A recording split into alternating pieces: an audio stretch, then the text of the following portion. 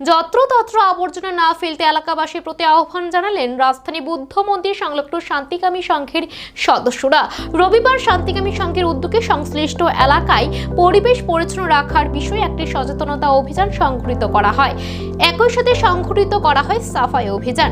অভিযানে ক্লাবের সদস্যরা উপস্থিত ছিলেন।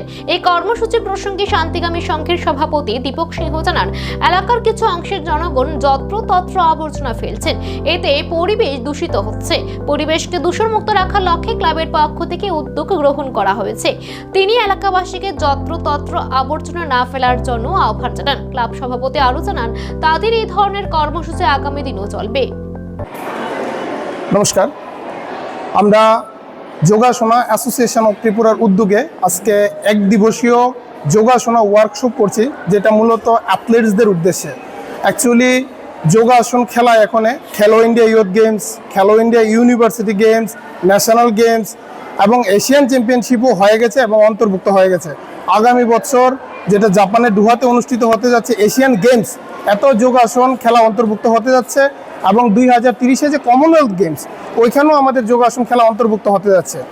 তো আমরা জানি যোগাসনে আমাদের রাজ্যের অনেক ট্যালেন্ট রয়েছে, যারা প্রতিনিয়ত উত্তরোত্তর বিভিন্ন ন্যাশনাল ইভেন্টে, আরজিএফআই ন্যাশনাল ইভেন্টে ভালো পারফরমেন্স করে আসছে, কিন্তু খেলো ইন্ডিয়াতে এবং ন্যাশনাল গেমসে এখনও আমাদের কাছে পদক অধরা রয়েছে। যেহেতু